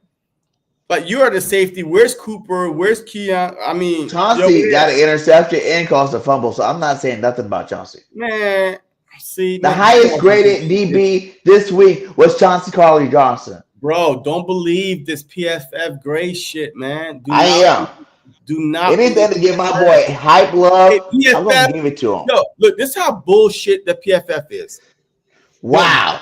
Did you just come out and say bullshit? Yo, they rated the top 15 rookie NFL. Rookie, offense and defense. Mitchell is not on there, but Cooper DeJean is. Yeah, it's true. How? Yo, he missed 4 games, right? He didn't play the first. But when he started playing, it was a huge impact to the team. But Mitchell have not given a touchdown the whole year that you're talking about. Oh, he better give up 50 yards. Coop, since he started playing, Coop is the second highest rated DB in the league. So are you watching the game or not? So I'm telling you right now, Mitchell should be your top 15. It's 15 rookies that's better than him, according to PFF right now. How many of those players are offense? About 50 yards, if that, given to why? Receivers. Because he don't know how to intercept the football. Coop got an interception. Well, I mean, Coop got an interception. Coop showed that he knows how to cover and he can take the ball away. Look, according to PFF, Jalen Daniels. An interception gets you a lot of points, right? We talked about this last week. Can you get a defensive player of the year? And you said, without the interceptions, you're not getting it. Okay, well, you can't cry wolf at the same time and say, hey, PFF is God. Because Jaden Daniels is better than Jalen Hurts, according to PFF. Hey, never. Don't ever say that online. That's blasphemy. Everything. So no, he's not better than Jalen Hurts in nothing. Like, he don't have 8 touchdowns in 2 games. Jay Daniels don't have 8 touchdowns in 2 games. He don't have the records that Jalen Hurts has. His passing rating is higher. His completion. Now you sound like a homer. Less you sound like a. You don't sound like an Eagle fan. Listen, Hurts has got records that Jaden has not even sniffed. Okay, the last 2 games, how many touchdowns Jaden Daniels got? Give me that. Look, hey, how many did Jalen got? You are the one that's talking about PFF is God. It is. You want to pick Look at this. Jalen Hurts has 8 rushing touchdowns in 4 games. Yes. 8. This is the most ever by a quarterback in a 4-game period ever. Whenever you see records by Jalen Hurts, the key word about this is ever. Jalen don't break records. Jalen don't break records in like, for the year or since 2020. Ever. 6 push tush. No, it wasn't. Last week wasn't a push tush. 6. Yeah, one. Did you not see that run? I wish I had it on here. Work or not? I mean, you said 8 rushing, right? Did I say any one of them? Well, last week I said 6 push tush. That's it. Okay, so now you want to hate on them. So now you want those fans that push tush don't matter. Okay, ain't gonna be a fan that push tush don't matter. No, bro. It does, because you know why? The push tush doesn't work for every team. You know why? Because quarterback don't squat 600 pounds. Okay, so the push tush, even though it is a simple play, that's only given on the 1-yard line for one. Can I give you that? It's because not every team can still do it. That's why they wanted to ban it. Not every team could do it. So if the push tush was something that everybody could do, you can use that excuse. Well, it was 6 tush pushes. It was 6 tush pushes. If every quarterback could do it, you can use that excuse. But guess what? Not every quarterback can do it. Only our quarterback, because he's so strong. He's an ox. He's a bull. He's a leader. He's a dominant. He is him, my guy. So I'm tired of it. If you try to ban a play because he did it so well, and you can't use it for, now, because teams try to get, try to go for quarterback sneaks on the 1-yard line and don't work. Yeah. I mean, So that's Jalen Hurts of why it does work so often and frequently. So booyah, baby. Jalen's the man. You're not gonna hate on Jalen for. yo, You gonna hate on that whenever they come on. Anytime they put an ever behind it, you got to give your quarterback some love, my the guy. problem He is is number this. one, I'm baby. not hating on anything. I'm telling Okay, you about a PFF, but then you arguing with me about PFF. But then you say, well, now PFF is wrong, but then in the same breath, you say PFF is right. So that's why I can't really talk to you about when it comes to the Eagles, because you're not you're not like, that's why I will always win these bets, right? Because you're so wrapped up in your you don't emotions. always win I nothing. always win bets with you. Like, I can't recall one time you won a bet. You know I what won mean? one. As a matter of fact, I won wait a minute. I won one. Don't listen to this guy. He's full of caps. As a matter of fact, look, thank you, BIRDGANG. Hey, thank you, BG, for my Jason Kelly Green jersey because of a bet that I won. Once again, I keep my feelings out of it. You know what I mean? And you just catch me at the wrong time. You wait till I get super hyped about the team, and then you throw a bet in there that I probably shouldn't be making. Hey, because I know that you're a sucker. I know that you're a sucker, and you go for it. So, hey, look, don't worry. Hey, we got another bet on. We do. On deck right there. So it is what it is. Okay, and guess what? Who's winning the fantasy football right now? Woo! Who just took over number one? Who beat you, JC, by 100 points? BIRDGANG 31. Woo! You know, fantasy is not real life, right? Hey, that's it's real to me. Hey, look, that's what you succeed in fake life. Really? You gonna go there? Man. All right, man. Hey, look, let's talk about some pros and cons for this upcoming game, man. I would like to see the matchup. AJ is going to be matched up against Lattimore, right? I don't think he might play. If he don't play, this game is a blowout. I don't think Lattimore is playing. I don't even think he practiced today because he's still, hamstring. So he's still got a hamstring. Okay, so if Lattimore don't play, it's going to be the same like the Dallas game. I just think they have a better offense. Think about the record. Think about the record: Eagles versus rookie quarterbacks. I don't know. I think we're like 10-1. I mean, I don't know the record. I think that's what I see. 10-1 against rookie quarterbacks. We don't lose to rookie quarterbacks, my guy. I don't care how great of a season you got. Big Vangio gonna scheme up and dial up some stuff. Well, like you said, we got the cornerbacks to lock down your receivers. We got the linebackers to stop your running game. That leaves you having to be special as a rookie quarterback. And I don't think you special enough, my guy. Yeah, yo, I'm not going to argue with the Eagles winning and beating a rookie quarterback. That is not what we're going to argue about at all. Put the jersey down. No. You got on your shoulder like some championship bell or something. Sit down. It is, man. You need a champ, niggas. Sit down. This is the GOAT right here. Hey, when you speak to me, man, just know that I am Jason Kelce. Hey, actually, you did. Hey, you did lose a bet. That's why you gave me the $100.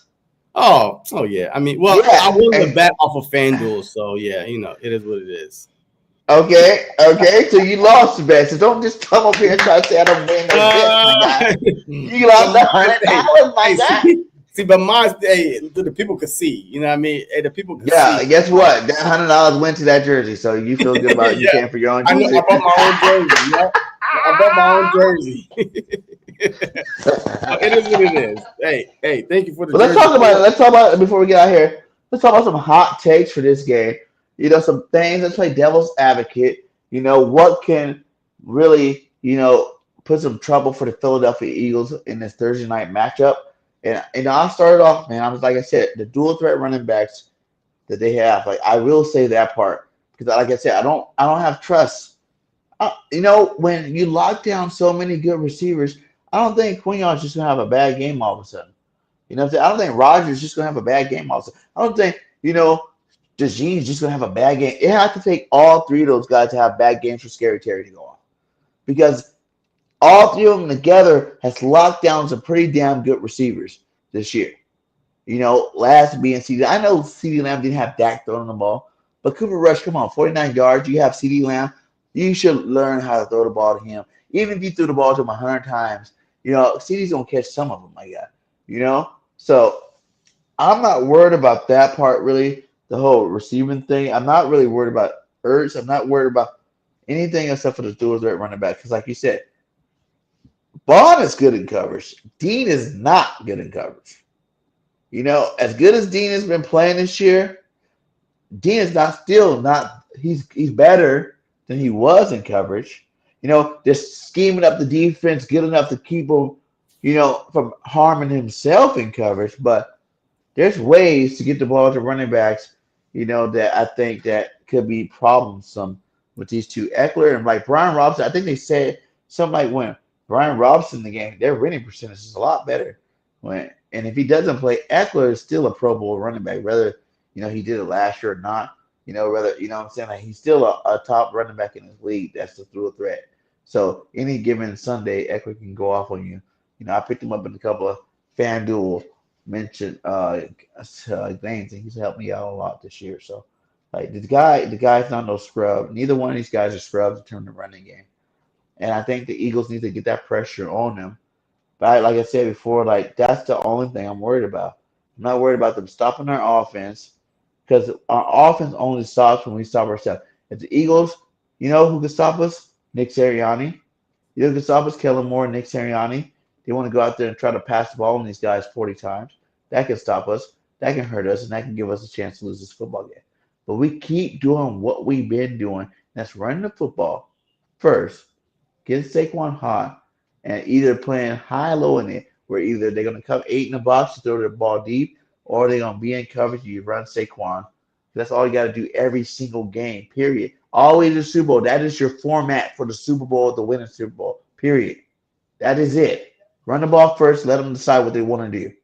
Do they want to try to stop Saquon, or do you want to go deep? That's it. You do that every single game in and game out, you'll win a Super Bowl, my guy. I'm glad we figured it out. And as long as we keep that format, I think we win this game easily.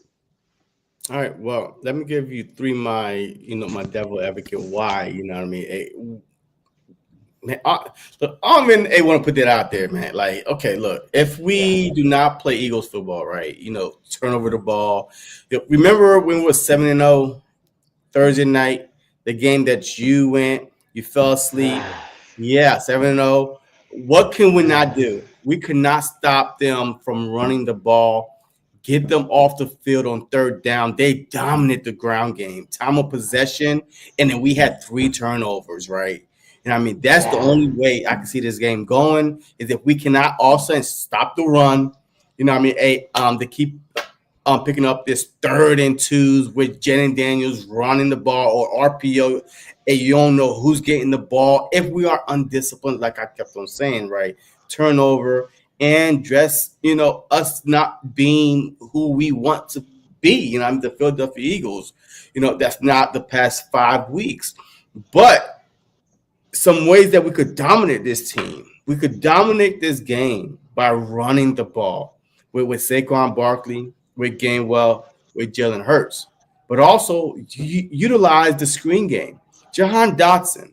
Hey, look, Philly, to give up a 3rd-round pick for the guy, it's a revenge game for him. Yes. Game, wide receiver screen, have Goddard, AJ out there, trips right, and have a quick wide receiver screen to, Jahan Dotson, and just get him involved. As a matter of fact, make him return punts. Instead of Cooper DeJean, put Jahan Dotson back there. He's a good returner. He returned punts in college. Put him back there, returning kicks. Get him involved somewhere. You gave up a freaking 3rd-round pick. Don't forget.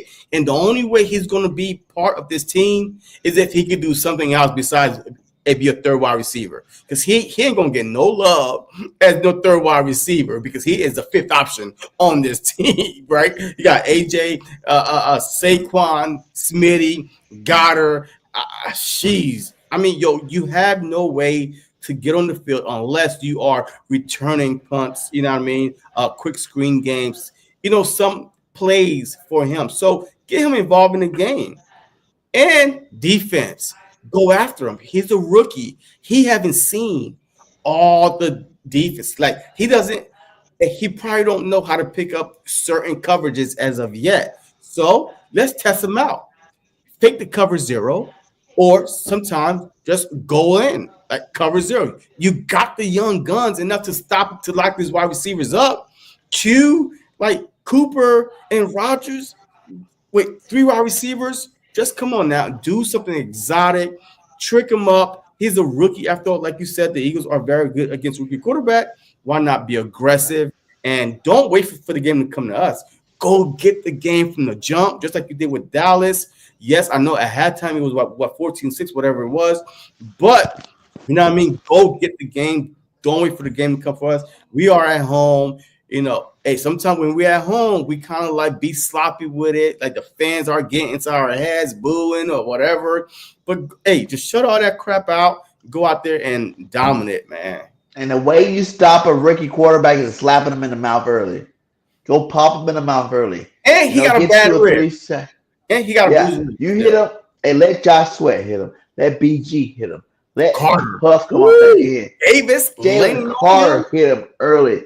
Dank Bird Gang 52 says Eagles will get 7 sacks. And I believe him because he's going to be looking for open receivers that aren't going to be there. He runs hitting his mouth. It's hard to sack a running quarterback. If there's no lanes to run, sacks. I mean, let me see. Hold on. That's what I'm saying, though. Playing right now. What quarterbacks have we played so far? I'm trying to think. I feel like we played a running quarterback already. No, not really. Who we played? Joe Burrow. Like, no, he don't run. No, none of them are really. Baker Mayfield. Baker can run a little bit. You know what I mean? But he's not like this. Yo, this dude has Jalen Hurts elusiveness, but not Jalen Hurts strength, right? To run you over or to stiff arm you and carry you. But he will juke you. He's very slippery. He's so skinny too, right? You can't even try to tackle him because you grabbing that sticks. Like, yo, and you're slipping down. So you have to go after him and BG, lane discipline. I'm telling you right now, this game is going to lane discipline, just like we did against the Saints. When Kamara used to cut back and stuff like that, boom, there's somebody there. When Bone at the edge, that's the type of game you're going to need. Bone at the edge to try to contain Daniels and put a spy on him. Who's going to be the spy? Because he's going to run. He's going to run. He's not going to sit back. But I feel like he's one of those quarterbacks like, I feel like he's a Hurts and Lamar. I feel like he's more like a Russell Wilson. RG3, man. RG3 is the best comparison. His main goal is not to run the football. He always tries to pass first. And if you have that mindset, especially as a rookie, it's different. I feel like Jalen Hurts knows he can run the ball because he's powerful. You know, that run he scored that touchdown on, we had design runs from finally now. And that run up the middle, he ran that fool over to get in the end zone. He knows he can run people. He knows that he's stronger than half of these DBs out there. He knows he's stronger than half of these linebackers out there. He knows he's stronger than a lot of the people out there. And that's why Jalen does what he does. It's a different caliber. When you weigh $190 or 210, it's different. Jalen runs he's weighed like 230, but he's strong as an ox. You know, Saquon's strong as an ox. These guys are big physical people. So I think it's different. You can't really compare them. Like, Lamar is different because he's like bigger, taller. He's a big guy, but he's just fast as shit.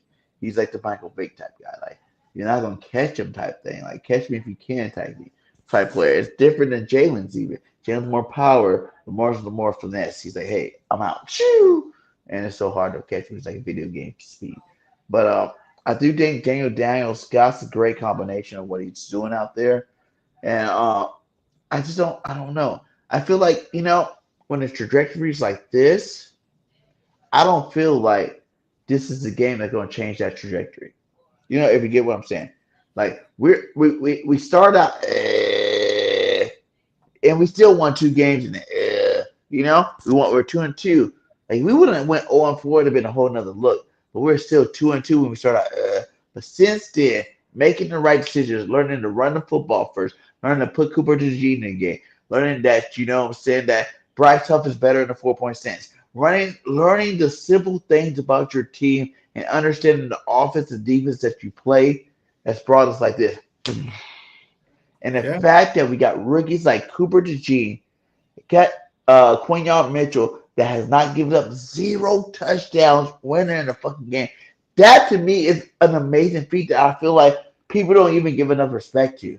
Like, what the fuck? Who else? When have you ever seen another rookie for the Eagles start as a rookie and didn't give up no touchdowns? That what? I'm not saying that you gotta give a lot of them, but one, come on. Q has not even given up like 50 yards to nobody. You know what I'm saying? Like these guys are holding top flight receivers to 50 yards or less. That's amazing. That's unheard of. That's not normal. For real, for real. Think about all the other good receivers, the good cornerbacks that got drafted, they're still giving up touchdowns. Yeah. Arnold, who you like to say I liked it from Alabama. Arnold from Alabama. Yeah, that's your boy. He gave up touchdowns, but guess what? But he's still a good cornerback. He's still a good cornerback. And guess what? They traded Lattimore from the Saints because my boy Kool-Aid's there. No. It's because Kool-Aid probably gave up a touchdown, my guy. Over the cap. They're $186 million over the cap. So yes, they had to get rid of a lot of players. The Saints. The Saints are the worst team. And they knew they had a good cornerback in Kool-Aid. Why do I say Kool-Aid? And they couldn't even get on the field though. They couldn't get on the field though. He's on the field now? No. He couldn't even get on the field until injury happened to your boy Idebo or whatever his name is, and then that's when he got on the field. All right, so if it was that good, now they trade Lattimore to get him on the field more, whatever it is to get on the field, just like Mitchell beat Rodgers and Bradbury. He didn't beat Rodgers, man. What are you talking about? Yes, he did. That's fake news. Rodgers got hurt, and Quinyon stepped in, and you can't stop progress when you do good.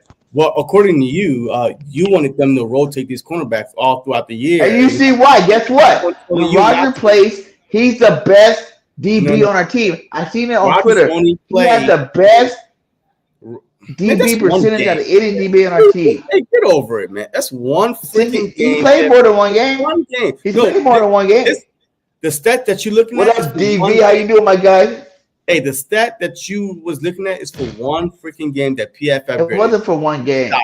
Yes, it was. Yes, it was. He played. No. Played more than one game. One game, just like they did with Chauncey Gardner, like the greatest high DB for one freaking game. This dude played 9 games, have not been that high until one freaking game. So just stop it. One game. He doesn't have any touchdowns on him either. The only time Rodgers get on the field is when Slay is hurt.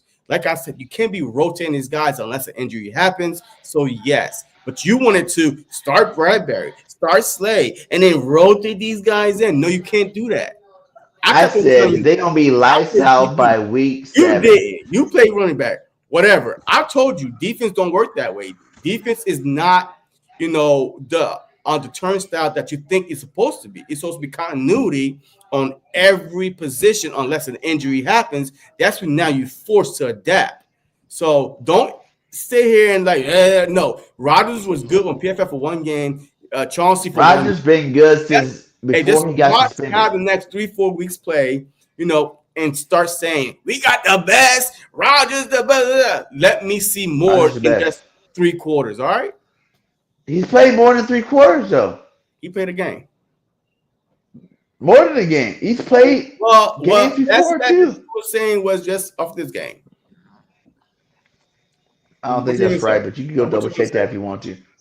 I'm gonna say that that's false. I'm saying that was as much as he's played. Period. This year, he's the best, highest graded cornerback on our football team.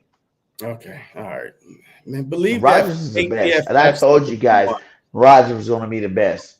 Okay. And then DeJean's number 2 and Q's number 3. Okay, but Q is still a dog.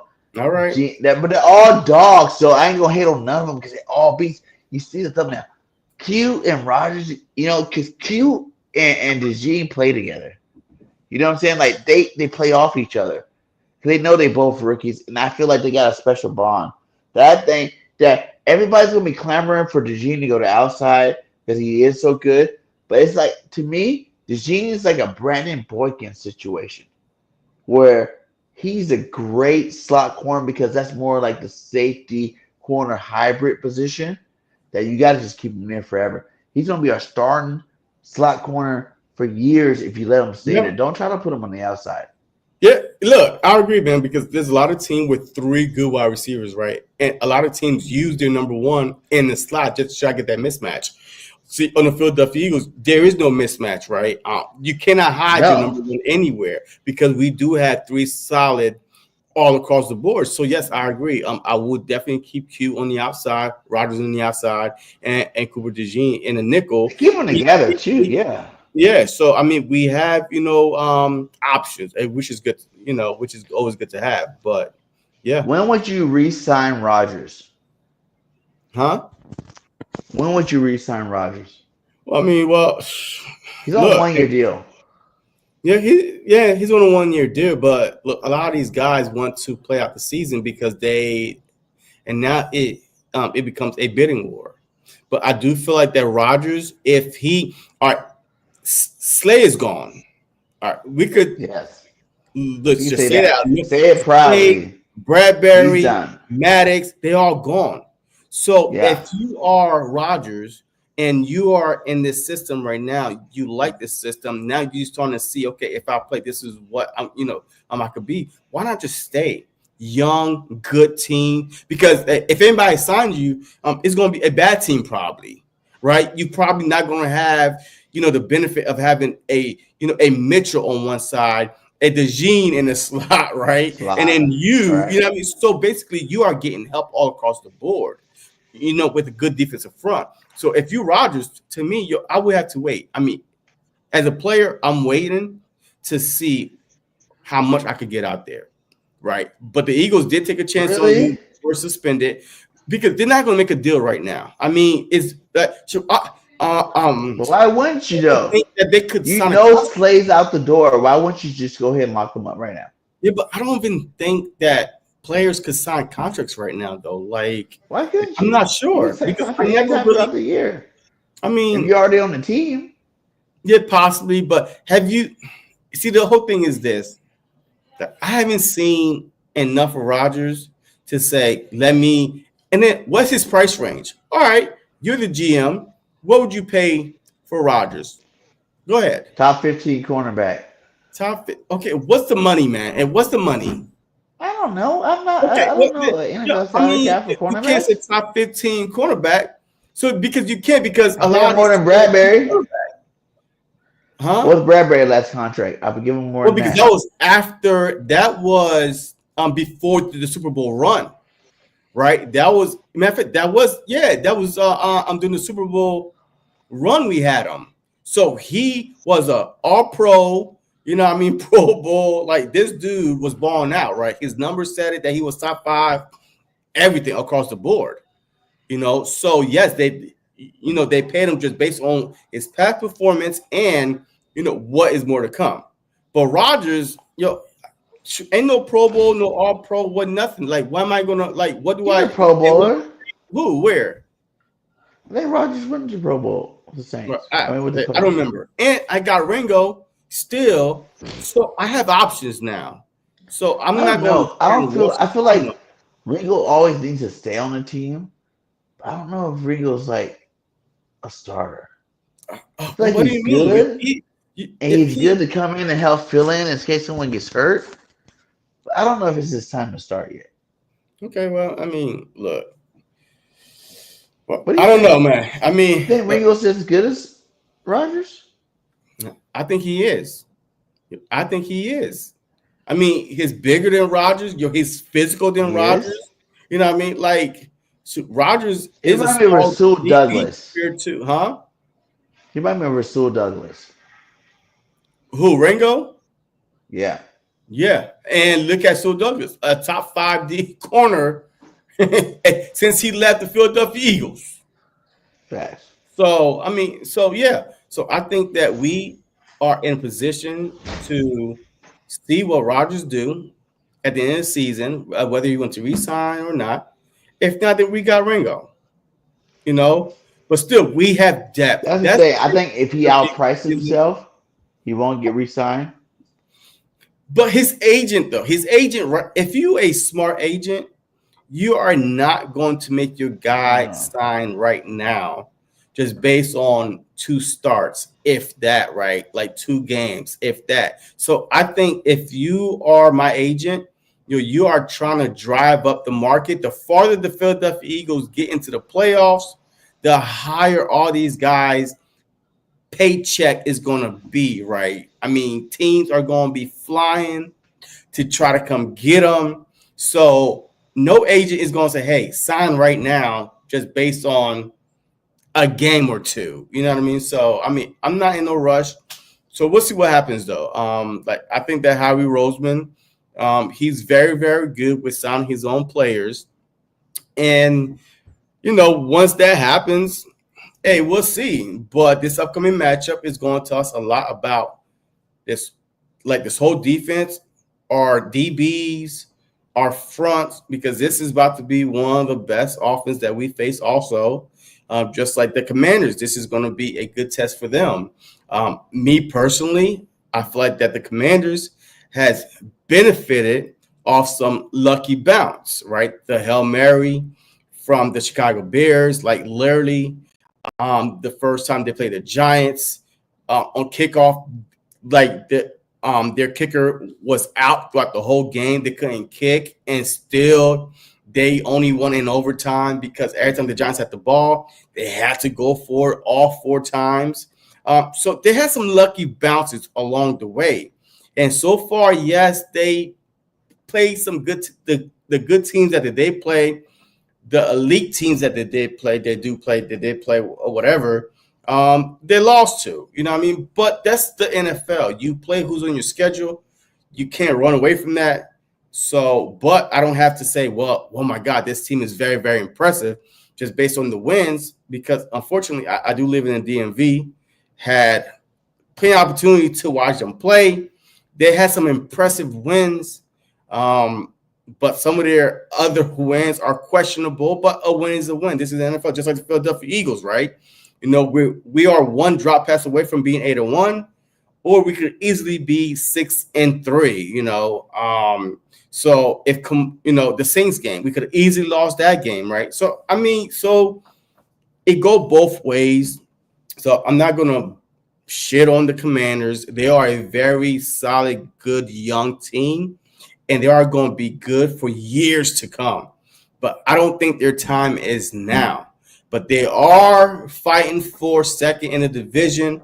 Probably for the next 3 or 4 years, they're going to be fighting for second in the division because the Dallas Cowboys got issues. The Giants still have issues, but we are the only solid team, like offense, defense, the young core that we have. We're the only solid team in that division that could go toe-to-toe with the Commanders, but too bad. We're the big brother, they're the little brother, and we're going to show them, what it means, to be 7-2, in a primetime game.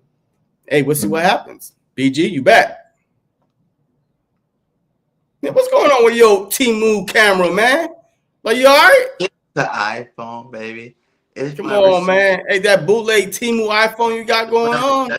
In here, my bad. What have you been saying? I didn't know what's going on. Nah, don't worry about it, man. Yo, I was just wrapping it up. Hey, I'm like, hey, look, I was just saying, man, hey, don't sleep on the Commanders, man. Hey, they are a good team, but right now they're not on our level yet. Some of their wins were questionable. Some of our wins were questionable. I mean, you could say, but whatever it is. But overall, man, look, it's going to be a good game, but don't sleep on the Commanders. Okay, so let's do hot takes and score prediction. All right, hey, hot take, man. Barkley run for 150, Hurts throw for 200, and rush for another 100. And the defense get about, I really want to say 6 sacks and 3 turnovers. 6 sacks, 3 turnovers for the defense. Hurts over 300 all-purpose yards, and Barkley 150 on the ground. So that's a dominating game. Yo, that's a dominating game right there if those things come true. And the score prediction, I had the Philadelphia Eagles winning 34. I had to say 21. 34-21, only because I feel like Huh? That's still double digits. Yeah, it's still double digits, but I do respect the Commanders right now because they are 7-3 for a reason. You know what I mean? And I trust Jaden Daniels a lot. He was my number one quarterback, so I do trust him to make some plays with his legs. But yeah, we're gonna be too far ahead for them to actually beat us. But 34-21, maybe 34-17, I'm leaning to, but I give them 21 points. Okay, well, I think this is going to be a Saquon game. And then Saquon Barkley will take over this game in the air and on the ground. He's going to have over 225 all-purpose yards. He's going to have 3 touchdowns this game. This will be the Saquon Barkley. He took a backseat this week. They rested him to get him ready for this game. Because, yeah, you got some new cornerbacks over there, but guess what? We're about to show you a new running back that's been lighting your ass up, even when he was on the other team. You know what I'm saying? When he was on the Giants, Saquon still lighting your ass up, okay? So, Saquon, over 225, 3 touchdowns, awesome game. The MVP of this game, obviously, on the offensive side. I think our defense, we've been getting a lot of takeaways, right, the last couple of games. We're going back to sacks this game. We're going to sack Jaden Daniels like 6 times. We're going to hit his ass in the mouth. I just said 6 sacks. Huh? But you capping off of me right now. I literally said 6 sacks and 3 turnovers. Huh? I said 6 sacks and 3 turnovers. Okay, so just because we had the same. That's my hot take. Give one more sack than me or one more sack less than me, but don't give my same hot take. Okay, listen. It's called cheating. It's called plagiarizing. Every now and then, everybody always say we're brothers. Everybody like, you look just like that guy on TV. I go, I've only seen him like 2 times in real life. He's my brother, though. He's my brother. But listen, like still, you plagiarize. Okay, you want me to go higher or lower? Yes, higher. The Eagles just go 7 sacks. 7 sacks this game. All right. And guess what? 1 turnover. 7 sacks, 1 turnover this game. How about that? Is that better for you? No, I thought you said hot take, man, and not like scary take. I said 3 turnovers, 6 sacks. Now that's a hot take. You said hot takes. Okay. Hold on, let me stop. Oh my God! You know what? I can't, man. And this is some bold take. 8 sacks, 2 turnovers is gonna be my hot take. Okay, 8 sacks, 2 turnovers. Because like I said before, mine is about not turning the ball over, but getting the sacks, which will eventually turn over downs for us if we get the ball back regardless. Either way, Saquon Barkley over 225. Baller, showing you why he's going to be the MVP this year. Okay, another thing is Nick Sirianni would be 100% perfect on all his weird calls he likes to do in a football game. And the Eagles will not be a close game with these Commanders. We are the Commanders. Shut up, okay? This game's not going to be close. Commanders, you're not in our goddamn league. Zoom me in.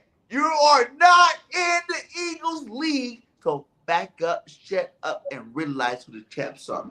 The NFC champs are the Eagles. So we're going to show you game 1 against you. The score should be 42-7. Eagles. Right. Total domination at home because we haven't had a dominated game at home for a long time. And this is going to be a total domination at home in the league Thursday night. Mark my words. Eagles win 42-7, baby. All right. Hey, salute to all you guys still rocking with us, man. Hit that like, hit that subscribe wherever you are. Make sure you come over to social media, to YouTube, to hit that like over there too as well, man. We're going to be dropping it all year long. We're getting better. I love all you guys. Salute to all you guys for supporting us and rocking with us. And, last words from me is we are on the incline, guys, and we're about to win the Super Bowl. That's all I got to say. All right. Hey, go Birds. Hey, that's my last word. hey, go Birds. And we out. Going on, everybody, man, and welcome to the very going on, everybody, man.